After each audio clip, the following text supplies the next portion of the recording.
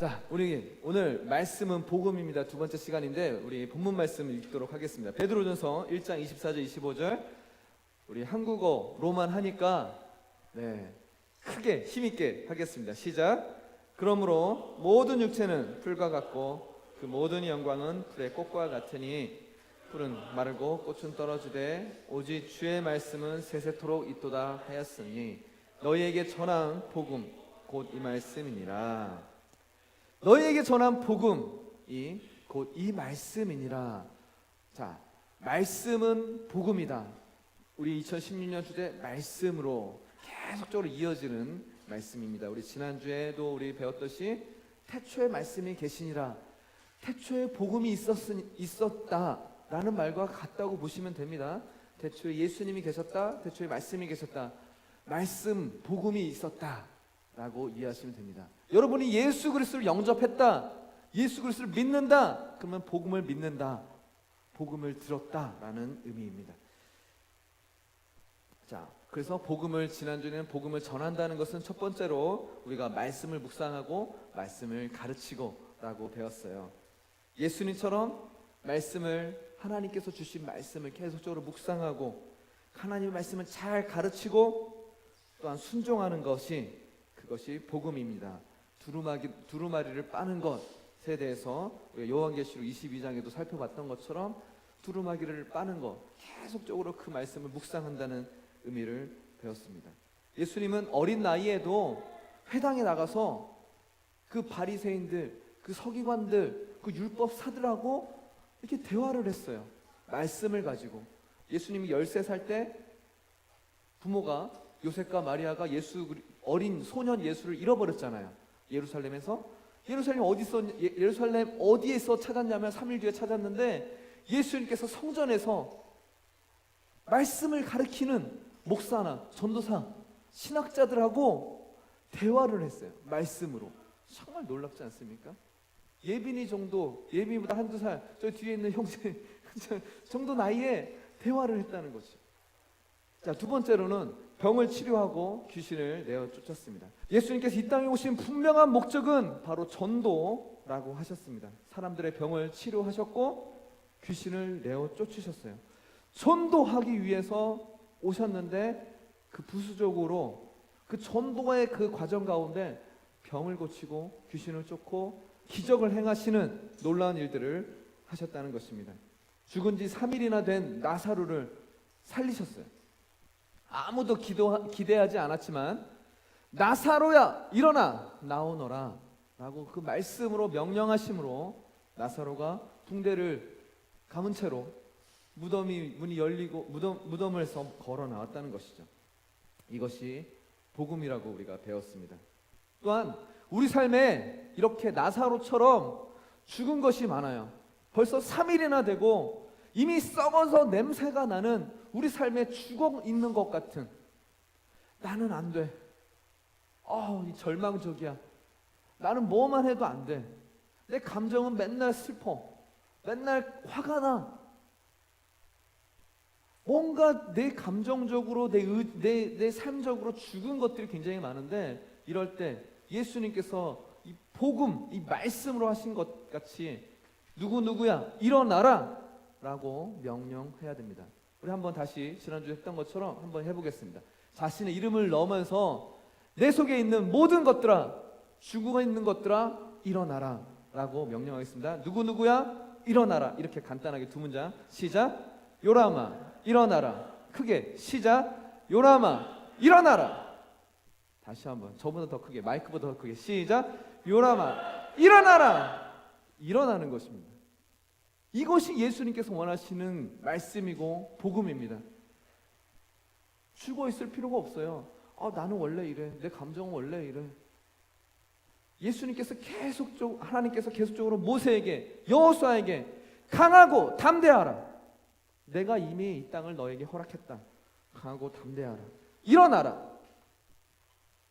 우리가 메뚜기처럼 보인다는 그런 고백을 한 정탐꾼들은 다 멸망했어요. 쓰임받지 못했어요. 저주받았어요. 우리 삶에 낙담하고 의기소침하고 사람에 대한 시기, 질투, 미움, 이것들이 다 죽은 것이 죽음에서 나오는 거예요. 이런 것들은 우리를 다 죽입니다. 미움들, 시기들. 병원에 가보셨어요? 다 좋게 생각하라, 긍정적으로 생각하고 스트레스 받지 말라. 왜? 이런 스트레스가 나를 죽이기 때문에, 병을 키우기 때문에. 병은 뭐예요? 죽어가는 거잖아요. 이런 모든 것들이 죽은 것입니다. 절대 하나님께서 원하시는 것이 아닙니다.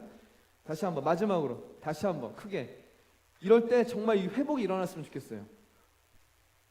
승표 집사님 가운데 잘못된, 내 속에 잘못된 감정적인 모든 것들이 지금 고백하는, 말씀으로 고백하는 가운데 나사로가 말씀이 떨어졌을 때 일어나서 나온 것처럼, 여러분이 지금 그 말씀을, 예수 그리스도 하나님이 말씀을 붙들고 선포를 할 때 일어날 수밖에 없어요. 말씀의 능력이 있으니까. 내 의지로 내 말에 능력이 있는 것이 아니라 하나님이 허락하신 이 성경의 말씀, 예수님의 능력 때문에 여러분들의 죽었던 것들이 일어날 수밖에 없습니다. 다시 한번 고백하겠습니다. 시작. 요람아 일어나라. 정신 차려야 돼요. 시작. 요람아 일어나라. 한국어 예배니까 제가 빨리 가는 겁니다. 세 번째, 필요를 채워주는 것입니다. 예수님은 아침부터 예수님의 말씀을 들었던 배고픈 자들의 필요를 다 채워주셨어요. 먹을 거, 남자만 5,000명을 먹이셨어요. 이것도 아무도 기대하지 않았습니다. 우리의 삶 가운데 필요가 있는 사람들이 있어요. 도움이 필요한 사람들에게, 그들이 기대를 하든 기대를 하지 않든 우리가 도움이 필요한 사람들에게 가서 필요를 채우는 것, 이것이 복음입니다. 마태복음 17장 27절에 한번 읽어볼까요? 시작. 그러나 우리가 그들이 실족하지 않게 하기 위하여 네가 바다에 가서 낚시를 던져 먼저 오르는 고기를 가져 입을 열면 돈 한 세개를 얻을 것이니 가져다가 나와 너를 위하여 주라 하시니라. 재밌죠? 예수님께서 세금이 없었던, 세금 낼 돈이 없었던 베드로에게, 야 낚시해봐, 가서 나오는 물고기 입을 열어봐, 한 세개의 돈이 있을 텐데 이걸로 세금 내. 아마 세금 좀 내고 저녁도 먹었을 거예요 아마. 예수님께서 이렇게 필요를, 놀라운 기적 가운데 필요를 채우셨습니다. 여러분의 필요를, 누군가의 필요를 보고 필요를 채워줘야 하는데, 만약에 내가 없다, 그럼 하나님께 구하세요. 이렇게 예수님께 구하세요. 예수님께서 여러분이 필요를 보는 그 대상에게 그 필요를 채워주게 하기 위해서 여러분을 이렇게 채우실 거예요. 여러분이 물고기를 낚게 하실 겁니다. 그 입을 열어 그 한 세계를, 그 돈을 발견할 것입니다. 이것이 성경의 원리예요. 믿으십니까? 믿으십니까? 아멘 많이 했으면 좋겠습니다. 이 다 말씀을 받았으면 좋겠습니다. 주영아 믿니? 믿으십니까? 이렇게 하면 돼. 자, 네 번째, 의문을 풀어준 것입니다. 바리새인 중에 니고데모라고 하는, 바리새인 중에 리더격인 니고데모라는 사람이 있었습니다. 예수님께서 십자가에 달려 돌아가시고 죽었을 때 마지막까지 함께한 사람입니다. 침향을 섞은 모략이 있어요. 몰약에 침향을 섞어서 33kg나 되는 그 많은 그 양을 가져와서 예수님의 장사를 치른 사람입니다. 이 사람이 예수님께 나와서, 예수님 이건 뭐죠? 이건 뭐죠? 거듭남에 대해서 예수님께서 말씀하는 장면도 우리가 봤습니다. 그래서 예수님께서 이 니고데모, 너 신학자잖아, 말씀을 어려서부터 본, 그렇게 나이 먹도록 말씀을 봤으면서도 잘 모르는, 이런 것보다 말씀을 계속 풀어주고 가르쳤다는, 밤새도록 얘기했다는 것이죠. 그래서 결국 니고데모는 예수님의 제자가 됩니다. 이것이 복음이고 이것이 하나님께서 원하시는 것입니다. 그러면 어떻게 되죠? 말씀을 공부해야 됩니다. 우리 영호 집사님 이제 어성경도 한다는 얘기도 있고, 우리가 지난번에 어성경이라고, 성경이 읽어지네, 그 말씀을 공부한 그런 행사도 한 적이 있고요. 또 우리 화요일 날도 청년부를 공부하고 계속적으로 라이프 그룹 통해서 서로 얘기를 하고, 이렇게 주일날 말씀을 듣고 하는 것이 굉장히 중요합니다. 이것들을 잘 해야지 복음이 더 잘 증거됩니다. 다섯 번째, 우리 지난주에 마지막으로 봤던 것이 회복하신 것입니다. 가늠한 여인과 낙심한 베드로에게 예수님께서는 직접 찾아가셨습니다. 그들이 그냥 마음을 돌이켜서 그들이 언젠가 회복되겠지 예수님께서 기다리신 것이 아니라 그들에게 직접 찾아갔어요. 회복했다는 것이죠. 그리고 사명을 다시 주셨습니다. 우리는 이렇게 예수님처럼 우리의 삶에 부족한 것들, 회복이 필요한 것들을 인정하고 예수로 나의 삶을 채워야 합니다. 그럴 때 진정한 회복이 있습니다. 회복은 뭐냐면 내가 다른 것들로 채우는 것이 아니라 예수로 채우는 거예요. 그러니까 내가 뭔가 어떤 베드로같이 낙심한 상황, 나는 죽일 놈이야, 그렇게 수제자라고 한 예수님께서 나를 그렇게 믿어주셨는데 나는 예수를 저주하고 배신했어, 나는 죽일 놈이야, 이렇게 자신에 대한 원망과 이것이 가득 차 있는 것들을 버리고 거기에 예수로 채우는 것, 예수의 사랑으로 채우는 것, 이것이 진정한 회복입니다. 여러분은 삶 가운데, 여러분의 주변 가운데 이렇게 회복이 필요한 사람, 환경이 있으면 다가가는 것뿐만 아니라 예수로 채우는 것, 이것에 대해서 집중해 주시기 바라겠습니다. 자, 그럼 오늘 6번째, 교회로 모여 예배하는 것입니다. 이제 적어주세요. 이게 거의 사실 말씀으로 복음의 핵심입니다. 자, 초대교회에서는 날마다 집에서 떡을 떼며 성경을 공부하였습니다. 이렇게 해서 모여야 하는 것이죠. 지난 금요 기도 예배 때 많은 사람들이 와서 같이 부르짖고 같이 기도하였습니다. 한 사람이 뜨겁게 기도하니까 옆에서 조용하게 기도한 사람도 같이 소리가 커지면서 같이 기도하는 것입니다. 모이는데 굉장히 놀라운 은혜가 있습니다. 세상 말로는 시너지 효과가 있어요. 이게 원래 성경에서 나온 거예요. 이 시너지 효과가 모일 때 있는 거예요. 장작불이 나무 하나가 불이 붙었는데 바람이 불거나 비가 오면 이 나무에 붙은 이 불은 금방 꺼질 수밖에 없습니다. 그런데 이 그러니까 이 불을 이렇게 장작들이 많이 모인 곳에 가져가면 그 불로 인해서 그 장작이 타고, 아니면 그 불이 이 나무가 꺼져가고 있다, 수검댕이가 됐다 할지라도 타고 있는 불에 들어가기만 하면 그 나무도 같이 탈 수 있는 것입니다. 수검댕이라 할지라도. 이것이 모이는데 시너지 효과고 모이라고 하신 성경의 원리입니다. 같이 모여 기도할 때 힘이 있습니다. 성경에서 계속적으로 연합에 대해서 강조합니다. 사도행전 2장 1절부터 4절 말씀입니다. 한번 읽어보겠습니다. 시작. 우순절 날이 이미 이름에 그들이 다 같이 한 곳에 모였더니 후련히 하늘로부터 급하고 강한 바람 같은 소리가 있어 그들이 앉은 온 집에 가득하며 마치 불의 혀처럼 갈라지는 것들이 그들에게 보여 각 사람의 위에 임하였더니 그들이 다 성령의 충만함을 받고 성령의 말하게 하심을 따라 다른 언어들로 말하기를 시작하니라. 이들이 다 같이 성령의 충만함을 받았다고 말하고 있습니다. 정말 놀랍지 않습니까? 한 사람도 빠짐없이 거기 모여있던 모든 사람들이 120명의 하나님 예수 그리스도의 제자들이 다 성령의 충만함을 받았습니다. 모인 모든 사람들입니다. 모여야 합니다. 그리고 하나님은 지금도 예배하는 자들을 찾으십니다. 교회로 모여서 예배하는 자들, 이런 자들을 찾으십니다. 요한복음 4장 23절 우리 순표 집사님께서 크게 한번 읽어주시겠습니까?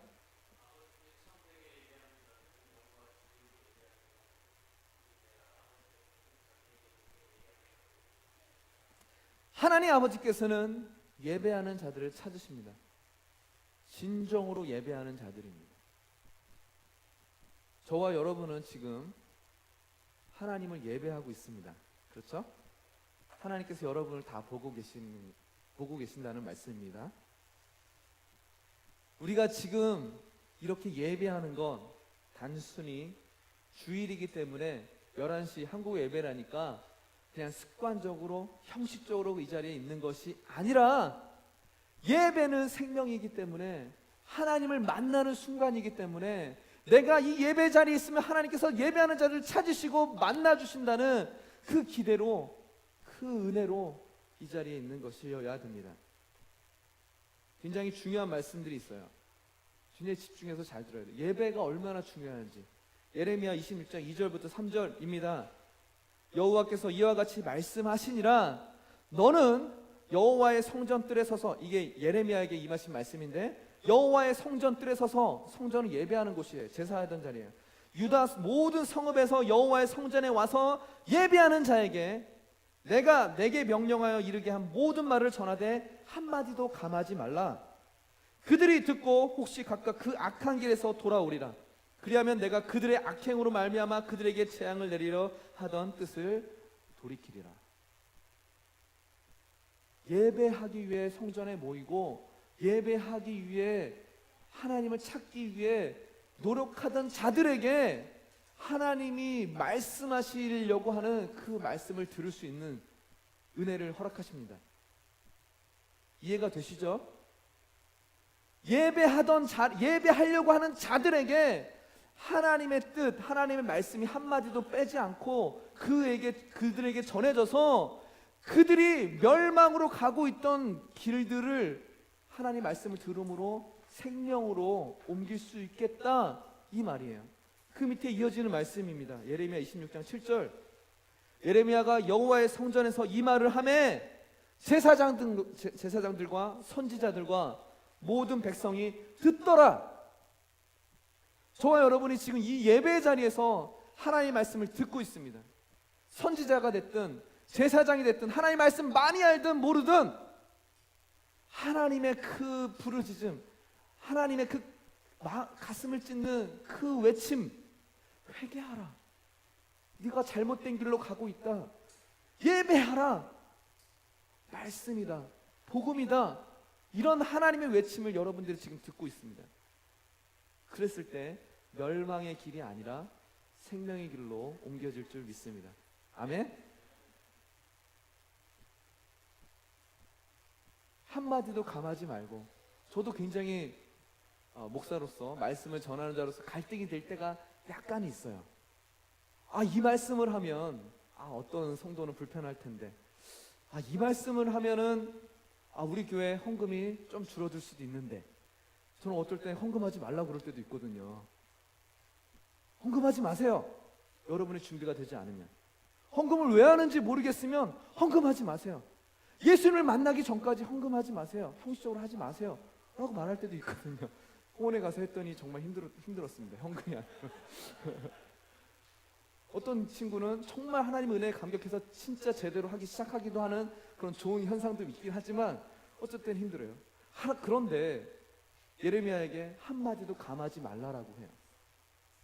그래서 저는 여러분에게 하나님의 말씀을 전할 때 지금 계속적으로 감하지 않는 거, 주라 그리하면 주실 것이요.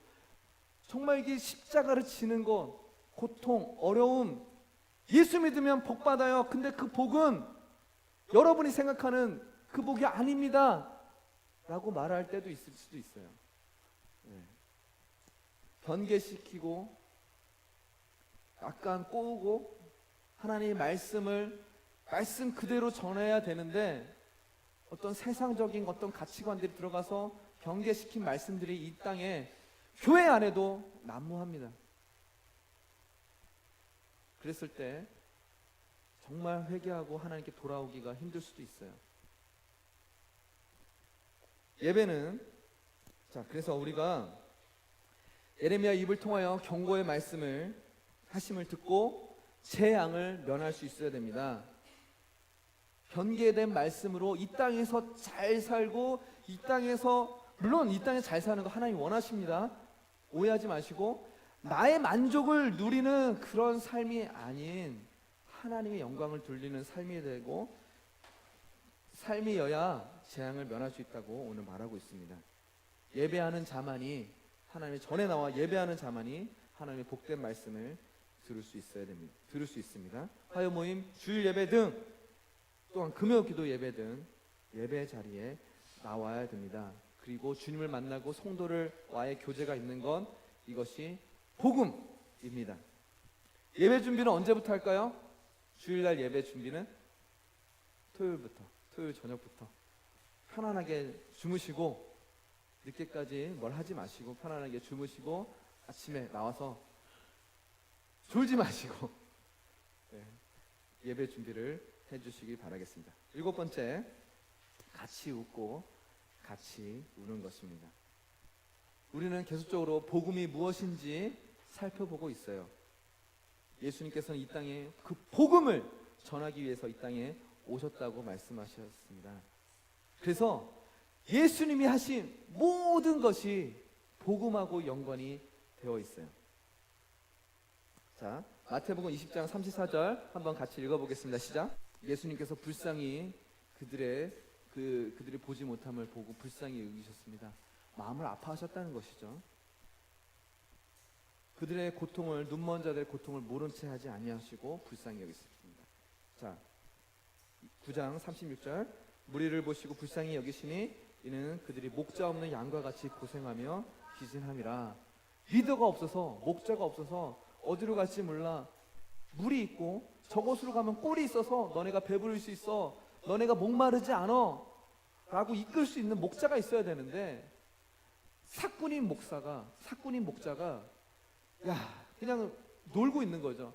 저기로 가려면 산도 넘어야 되고 내가 고생도 해야 되고 하루 반나절을 걸어야 되고 힘들어. 그냥 대충 이제 어제 먹었던 거 오늘도 먹고 그저께 먹었던 거 내일도 먹고 이런 식으로 하고 있는 목자 없는 양 같은 모습들을 보고 아파하셨다는 거죠. 슬퍼하셨다는 것이죠.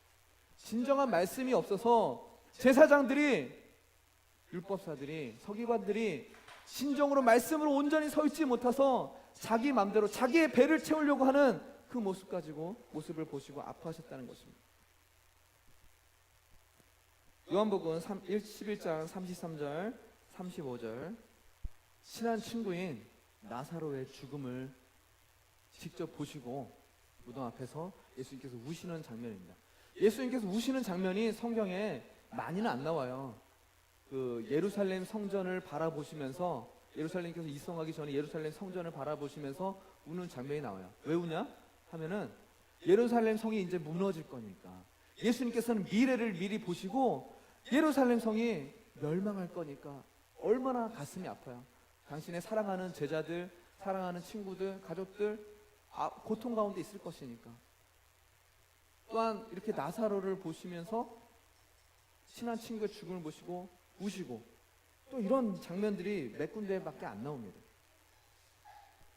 예수님께서는 이런 아픔들, 인생의 아픔들, 우리의 고통들을 보시고 우셨고, 친한 친구의 아픔을 보시고 죽음을 보시고 우셨습니다.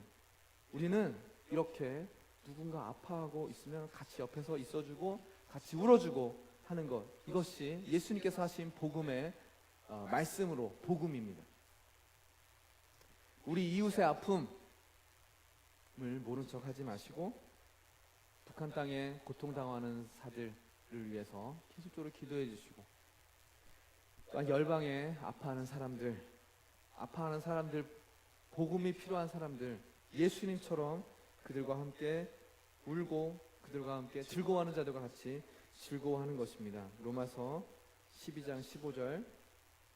즐거워하는 자들과 함께 즐거워하고 우는 자들과 함께 우는 것입니다. 예수님께서 우리의 고통을 단지 옆에서 이렇게 바라보고만 있었던 것이 아니라 함께 했다는 것이죠. 그것이 십자가의 사건이에요. 우리의 아픔, 우리의 죽음을 내버려 두지 아니하시고 우리 가운데 오셔서 우리와 함께 연합하여서 그 십자가 죽음을 같이 했다는 것입니다. 이해가 되세요? 그리고 부활하셨습니다. 그래서 그 예수 그리스도의 부활이 나의 부활이 될 것입니다. 제가 이따가 나중에 좀 더 설명을 할게요. 그들을 뭔가 도우려고 하지 않아도 됩니다. 단지 그들의 마음을 알아주고 들어주고 옆에 있어주는 것만으로도 위로가 될 수 있습니다. 예전에 제가 이웃집에 한 아이가 밤 9시, 10시가 돼도 집에 들어오지 않을 때가 있었어요. 초등학교 6학년 때였는데, 예빈이 나이 많을 때잖아요. 남자아이인데 9시, 10시가 됐는데 그 밑에 집 아저씨가 막 걱정을 막 하는 거예요. 얘가 어떻게 됐지? 핸드폰도 안 되고 뭐 그러는 거예요. 집에 안 들어온 지 몇 시간이 된 거예요. 그래서 저도 놀래서 같이 PC방을 다 돌아다녔어요. 남자애들이 갈 만한 PC방, 공원 차 타고 막 돌아다녔어요. 그 아저씨도 여기저기 연락해보고 결국 한 11시까지도 못 찾았었어요. 근데 제가 이렇게 막 같이 이렇게 돌아다니는 모습 보고 그 아저씨가 되게 고마워했었습니다. 나중에는 맛있는 것도 주고 결국은 그 아이를 이제 밤 12시 막 그 새벽쯤 다 됐을 때 미드나잇쯤에 자정 때쯤에 그 아이가 그냥 툭툭 왔는데 뭐 알고 봤더니 뭐 큰 일은 아니었어요. 아무튼 그 분의 그 당황과 아픔을 가운데 제가 같이 가서 같이 하니까 굉장히 위로를 받았습니다. 그래서 제가 믿는 하나님에 대해서 궁금해하기도 해요. 자꾸 얘기하고 싶어요, 저한테. 그런 일들이 있었습니다. 여러분들 삶 가운데 누군가에게 도움이 필요하고 누군가 가운데 울고 있으면 같이 옆에 있어주는 것입니다. 8번째, 용서하는 것입니다. 자, 읽어보겠습니다. 마태복음 18장 21절 22절 시작. 베드로는 자기 딴에는 7번까지 용서해주면 많이 용서한 줄 생각했는데 예수님의 대답은 7번을 70번까지도 하게 하는, 결국 무한한 용서죠. 예수님이 이것에 대해서 얘기를 하셨습니다. 예수님의 십자가의 사건, 이것이 무한한 용서입니다. 하나님이 우리를 향한, 죄인인 우리를 향하신 무한한 용서. 언제나 우리가 하나님을 멀리 떠나서 죄악된 길에 가고 있다 할지라도 돌이키기만 하면 우리를 용서하시고 우리를 끌어안으시는 아버지 하나님의 사랑을 우리가 느낄 수 있습니다. 우리 자기 스스로도 용서하시기 바라겠습니다. 자기 자신에 대한 용서를 못하는 사람들이 굉장히 많아요. 일을 잘하시는 분들이 그래요. 광고위원님 일을 잘하시는지는 모르겠는데 그런 사람들은 철두철미하고 엄격하고 또한 뭐 완벽주의자예요. 그러니까 자기 자신에 대한 용서가 전혀 없어요. 그런 분들도 있는데 자기 자신에 대한 용서도 하고, 또한 내가 용서를 구해야 될 사람, 또한 나에게 용서를 구하는 사람 다 용서하라고 예수님께서 말씀하고 있습니다. 마태복음 26장 74절에 베드로가 내가 그 사람 예수를 저주한다라고 말하고 있어요. 저주까지 한 베드로를 예수님이 보셨어요. 그럼에도 예수님께서 베드로를 용서하시고 회복시키고 사랑하셨습니다. 지금 여러분 삶 가운데 용서가 안 되는 부분들이 있습니까? 나의 개인적으로, 나 스스로에게, 내 주변에, 환경적으로. 우리 어떻게 보면 환경적인 거는 뭐냐면 이 정부의 그런 얘기도 마찬가지예요. 이 나라가, 리더가, 기득권 세력이 잘 못해서 하는 것조차도 물론 비판할 때도 있겠지만, 하지만 예수 그리스도처럼 용서하는 것이 중요합니다. 그것이 복음입니다. 9번째로 사랑하는 것입니다. 매번 서로가 잘났다고 내가 더 잘났다, 너가 더 잘났냐 이렇게 얘기하는, 서로 시기하고 질투하는 그런 제자들을 향해서 서로 사랑해라. 서로 사랑해라. 예수 그리스도께서 십자가에 달려 돌아가시면서까지, 죽어가시면서까지 서로 사랑해라. 이것이 하나님의 뜻입니다. 계속적으로 얘기하고 있습니다. 요한복음 13장 34절에도 새 계명을 너희에게 주노니 서로 사랑하라. 내가 너희를 사랑한 것 같이 너희도 서로 사랑하라. 이것이 하나님의 뜻이고 이것이 예수님께서 우리에게 주신 복음 말씀입니다.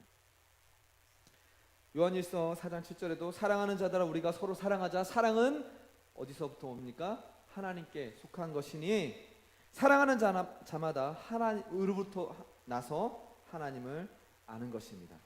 사랑하는 것, 하나님은 사랑, 이것이 복음이고 성경의 모든 핵심 메시지입니다. 사랑할 때 예수님이 드러납니다. 그것이 말씀이고 진리이고 말씀은 복음입니다 라는 메시지입니다. 10번째, 제자를 삼는 것입니다. 마태복음 28장 18절부터 20절 우리 다 아시죠? 가서 제자를 삼아라. 땅끝까지 제자를 삼아라. 이것이 복음의 핵심 메시지예요. 마지막 명령이시죠. 3년 반 동안 예수님께서 공생의 기간을 가지셨습니다. 가장 집중적으로 한 것이 우리가 아까 전도도 배웠지만 우리가 아는 제자를 삼는 것입니다. 12제자를 삼은 것, 이것이 예수님께서 가장 집중적으로 한 사역이에요. 거의 1년 반을 제자들 양육하는 데 집중하셨던 거 아세요? 대중사역뿐만 아니라 초반에는 가나의 기적에서 포도주를 물을 포도주로 변화시키는 기적으로부터 예수님의 공생애가 시작이 되는데, 이때부터 많은 일들이 있어요. 수많은 사람들을 병을 고치고 기적을 행하고, 근데 오병이어의 기적 이후로부터 이 사람들이 대중들이 자신의 배를 채우는 예수 그리스도를 보기 시작하니까, 그 전까지 예수라는 분은 말씀을 잘 가르치고 병자를 낫게 하고 귀신을 내어 쫓고, 와, 놀라운 분이네, 와, 이분 따라가면 우리가 독립도 얻을 수도 있겠고 힘이 있을 수도 있겠네 라고 생각을 했었는데, 이들이 기대하지도 않았던 배가 고팠는데, 육신적인 배가 고팠는데 배를 채우는, 떡을 먹고 물고기를 먹고 하는 이 배를 채움까지 경험을 하고 나니까, 우와! 예수 그리스도를 따르면 놀라운 일도 경험하고 나의 배도 채우네. 이 대중들이 생각이 갑자기 바뀌었어요. 예수를 갑자기 왕 세우자, 왕으로 예수 막 들고 일어나는 거예요. 그때부터 예수님께서 대중사역을 점점 멀리 하시고 점점 내려놓으시고 제자들만 집중 사역을 합니다. 거의 1년 반 정도를. 이것이 예수님께서 하신 사역이에요. 제자 삼는 것. 여러분이 여러분 주변에 복음을 전하시고, 복음을 전하는 것으로 끝나는 것이 아니라 원톤을 계속적으로 하시고 제자를 삼는 것, 이것이 예수님께서 하신 복음이고 말씀이고, 우리가 그 복음의 그 길을 걸어가야 됩니다. 누구를 제자 삼으실지, 누구를 제자 삼고 있는지 한번 생각을 오늘 지금 해보시고, 또한 제자 삼을 필요가 있고 제자 삼기로 오늘 결단하시기 바라겠습니다. 그런 결단하신 분만 아멘 하겠습니다. 아멘. 다 하셨죠? 아멘. 네, 주영이도 했어요. 주영이는 누구를 할까? 자, 11번째, 거의 마지막입니다. 11번째, 함께 기도하는 것입니다. 예수님께서 제자들에게 나랑 같이 좀 기도하자, 나 힘들다 하는 장면들이 있어요. 돌아오자 제자들이 자는 것을 보시고 베드로에게 말씀하시되, 시몬아, 자느냐? 네가 1시간도 깨어 있을 수 없더냐? 시험에 들지 않게 깨어 있어 기도하라. 마음에는 원이로되 육신이 약하도다 하시고. 지금 졸린 분 있으시죠? 예수님께서 하십니다. 누구야? 졸림이 자니? 깨어있게 기도해라. 이것이 예수님의 말씀이에요. 예수님의 그 부르짖음, 예수님의 외침, 예수님의 그 공허한 외침이 되지 않게 깨어서 기도하는 것, 이것이 하나님의 뜻이고 예수 그리스도께서 하신 것이고, 이것이 복음입니다. 우리 교회는 기도팀이 있어요. 또한 금요기도 예배도 있어요. 그래서 불길이 꺼지지 않게 기도팀에 힘을 실어주고 하는 일들이 굉장히 중요합니다. 기도의 용사로 우리가 자원함이 필요합니다. 기도하는 자에게 하나님의 놀라운 복이 있고 성령의 충만함이 있습니다. 아까 읽은 사도행전 2장 1절부터 4절 말씀입니다. 오순절날 이름에 다 같이 한 곳에 모였더니 하면서 성령의 강한 불같은 성령의 역사가 임했습니다.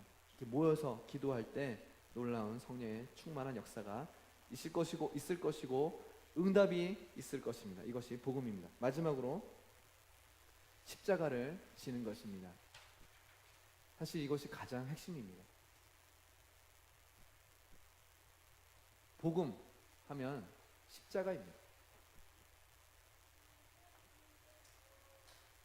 또 무리에게 이르시되 아무든지 나를 따라오려거든 자기를 부인하고 날마다 제 십자가를 지고 나를 따를 것입니다. 자, 한번 같이 읽어보겠습니다. 이 말씀이 정말 어떻게 와닿는지 한번 읽어보겠습니다. 시작. 또 무리에게 이르시되 아무든지 나를 따라오거든 자기를 부인하고 날마다 제 십자가를 지고 나를 따를 것입니다. 여러분의 십자가는 무엇입니까? 날마다 십자가를 지고 따르라고 하는데 여러분이 생각하는 십자가는 무엇입니까? 지금 굉장히 중요한 말씀입니다. 이 말씀만 오늘 붙들고 가셔도 돼요. 여러분 인생에 이 십자가의 사건이, 이 십자가의 의미가 해결이 되면 여러분의 믿음이 확 자랄 수 있고 하나님의 그 십자가의 사건이, 예수 그리스도의 십자가의 사건이 내 사건이 되고 그 십자가의 사건으로 말미암아 여러분의 영원한 구원이 정확하게 해결이 될 것입니다. 여러분이 생각하는 그 십자가는 예수님이 대신 지신 그 이 대속의 십자가의 사건은 아니에요. 아시겠죠? 여러분의 죄 때문에 여러분 스스로가 십자가를 지을 수는 없어요. 우리는 우리 죄 때문에 그냥 죽는 거지 누군가 대신하기 위한 십자가는 아니에요. 이걸부터 이해하셔야 돼요. 그래서 우리는 십자가를 지라고 그러면 예수님처럼 난 십자가 못 지는데 힘든데 이런 얘기하고 있는데 그거 십자가는 아닙니다. 그 십자가, 여기서 말하는 우리가 지어야 될 십자가는 우리의 생명, 우리가 이 땅에서 생각하는 그 육신의 정욕, 안목의 정욕, 이생의 자랑, 그 정욕이 죽는 것을 얘기를 합니다. 날마다, 그래서 날마다 십자가를 져야 돼요. 날마다 내가 죽는 것이에요. 예수님께서 너를 부인하고 나를 부인하고 자기를 부인하고 날마다 십자가를 짓는 거, 날마다 내 육신적으로 원하는 이 땅에서 살기를 원하는 것이 죽는 것을 의미합니다. 십자가의 삶은 내 안에 내가 죽고 나를 부인하고 내 안에 예수가 사는 것, 이것이 십자가의 죽음, 십자가의 삶이에요. 다시 나를 부인하고 내 안에 내가 죽고 오직 내 안에 예수 그리스도만 사는 것이 십자가를 지는 것이고 날마다 나를 부인하는 것이에요. 이거 핵심을 잘 기억하셔야 돼요. 내가 죽어야 예수 그리스도가 살 수 있습니다. 병에 가득 찬 물이 있으면 물을 더 이상 부을 수가 없어요. 내가 살아 있으면 이 가득 찬 병 가운데 나로 가득 차 있으면 예수가 들어올 수가 없는 거예요. 날마다 나를 부인하고 자기 십자가를 진다는 것은 날마다 내 병을 비우는 것이에요. 나로 채웠던 그 병에 나를 비우고 예수라는 생명으로, 부활의 예수로 채우는 것, 이것이 자기를 부인하고 날마다 제 십자가를 지고 따르는 것이에요. 내가 나의 죄로 죽었기 때문에 다시 살림을 받는 것, 현재 다시 살림을 받는 것이 은혜입니다. 다시 내가 죽었기 때문에 다시 살리심, 부활을 경험하는 것이 은혜예요. 여러분 은혜 받기 사모합니다. 은혜 주세요. 은혜를 허락해 주세요. 라고 막 기도하고 은혜 받았어요. 은혜 받았어요. 그러잖아요. 그 은혜 받았어요. 어떤 사람들 나 감정적으로 좋아요.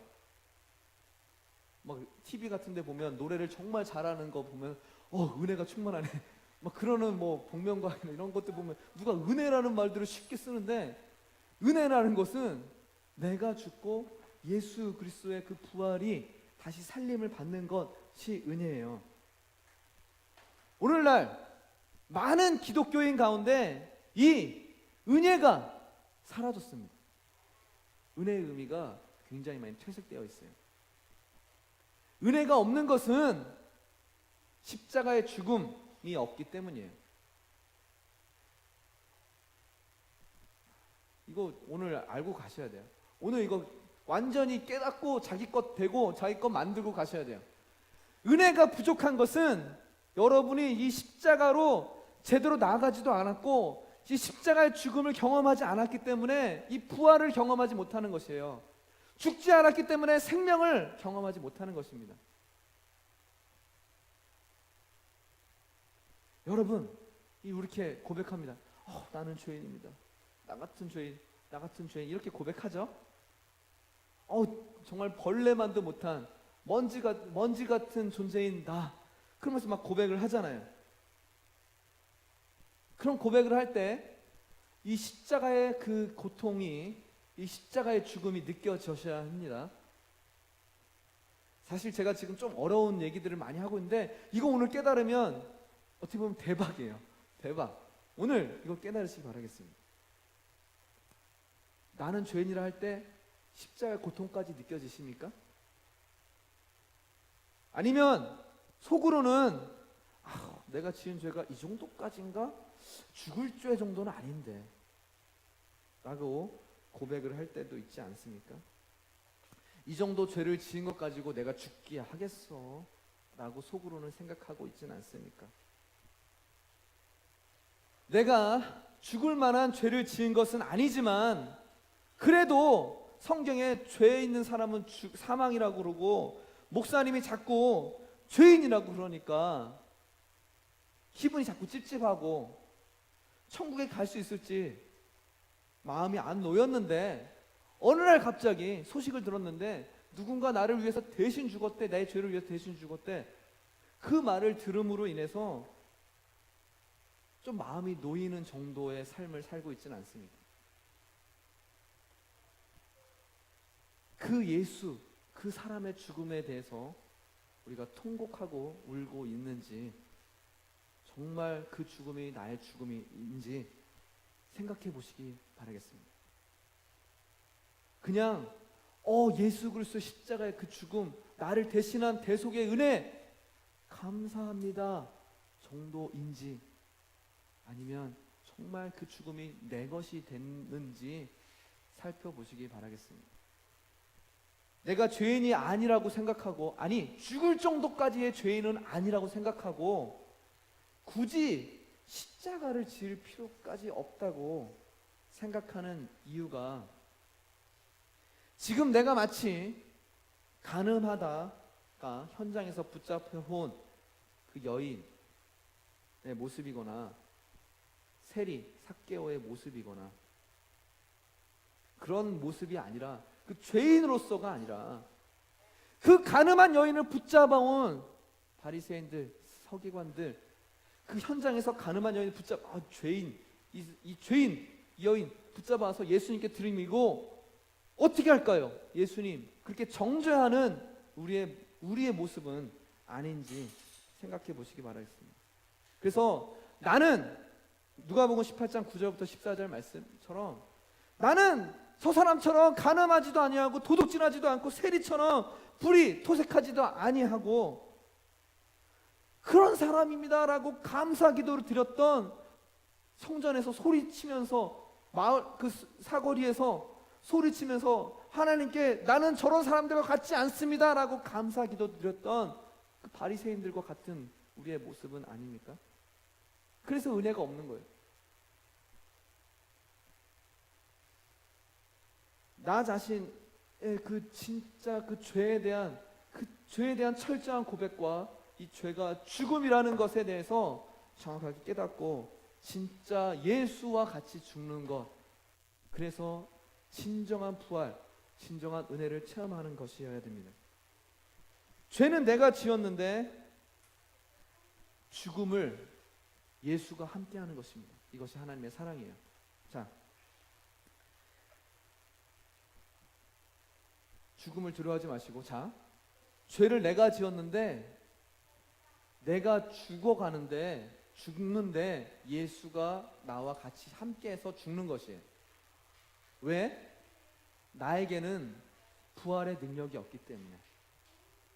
그래서 내가 죽고 내가 죽어가는데, 내가 죄의 결과로 죽는데 예수가 나와 같이 죽고 나에는 부활의 능력이 없기 때문에 내가 예수 그리스도와 연합함으로 인해서 예수 그리스도의 부활, 먼저 하신 부활이 나의 부활이 되는 것입니다.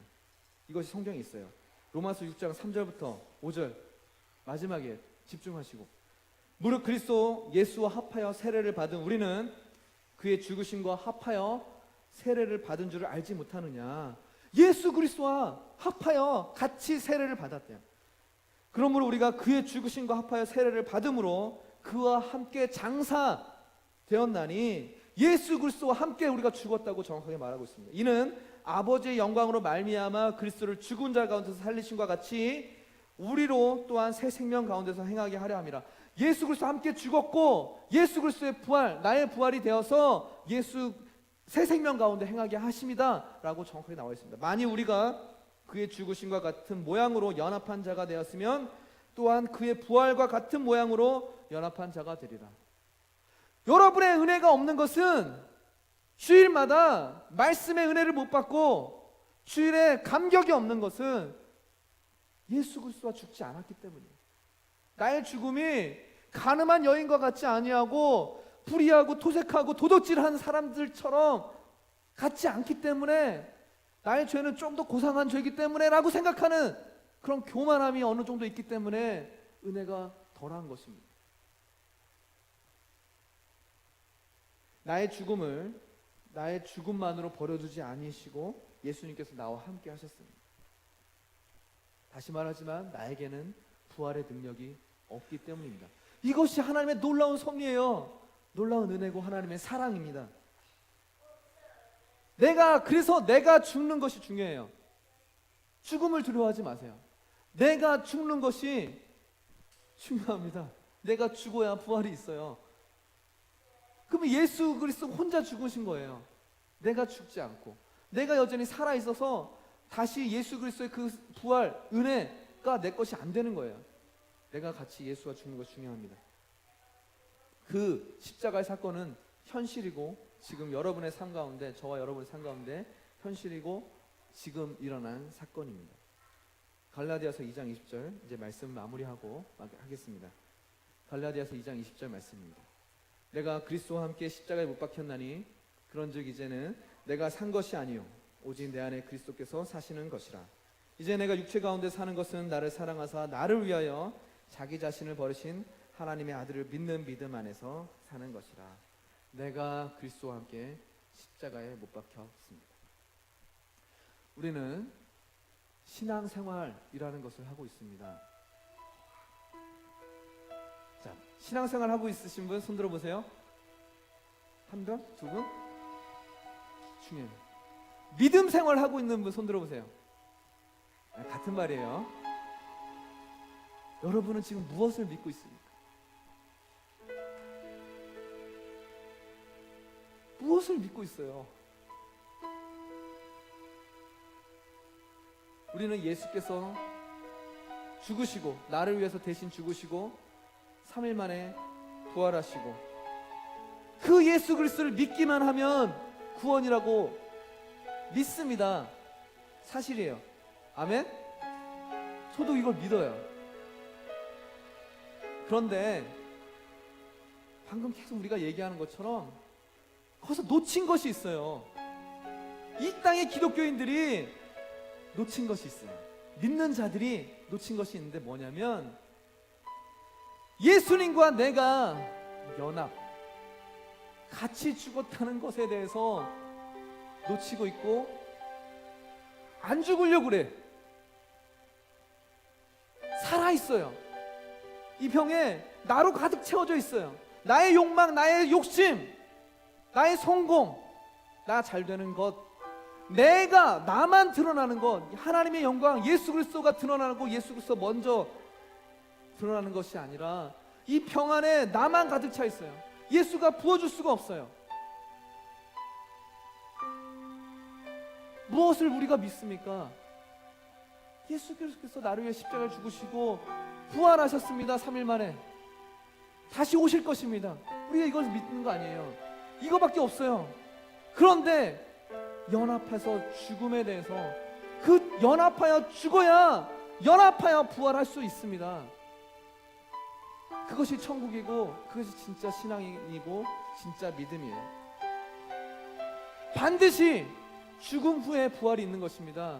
내가 이 땅에서 살려고 발버둥 치면서 나의 만족도 누리면서 부활까지 천국까지 경험할 수가 없는 거예요. 천국의 삶만을 원하는 거예요. 그냥 투자하는 거죠. 이 종교가, 기독교는 종교가 아니에요. 다른 종교처럼 나의 이 땅에서 잘 되는 거, 내세에 잘 되는 것을 위해서 투자하잖아요. 여러분 돈도 내고 시주도 하고 열심히 뭔가 하고 봉사도 하고 투자하잖아요. 투자. 우리 신앙인들은 투자가 아니에요. 현실이어야 되고 삶이어야 되고 죽는 것이어야 돼요. 종교를 투자 생활로 하지 마세요. 누가복음 17장 33절, 무릇 자기 목숨을 보존하고자 하는 자는 잃을 것이요 잃는 자는 살리리라. 핵심이에요. 예수 그리스도가 자기 자신의 목숨을 우리를 위해서 대속하심으로 죽으심으로 살리심을 입었어요. 그 얘기를 하는 거예요. 예수 그리스도의 사건이, 십자가의 사건이 나의 사건이 되길 간절히 바라겠습니다. 그래서 예배 때마다, 말씀을 한 자라도 볼 때마다, 기도할 때마다 눈물이 쏟아지고 그 은혜에 체험하는, 은혜로 가득한 우리의 삶이, 우리의 믿음 생활, 신앙 생활이 되길 간절히 바라겠습니다. 아멘. 믿으십니까? 그것이 진정한 복음입니다. 이것이 오늘 우리가 계속적으로 지난주부터 얘기한 말씀은 복음입니다의 메시지입니다. 같이 기도하겠습니다.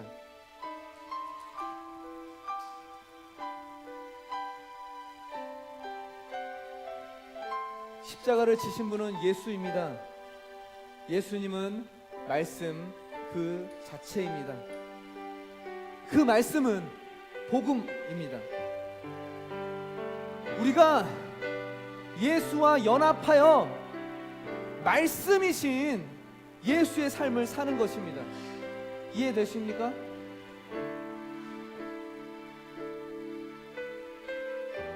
그 말씀은 복음이라고 그랬어요. 예수 그리스도의 복음, 예수님께서 2000년 전에 당신 혼자 열심히 하신 그런 좋은 일 정도가 아니라 예수 그리스도가 하신 모든 그 복음의 행동이 나의 행동이 되고 나의 삶 가운데 드러나는 것, 이것이 복음이고 그것이 구원입니다.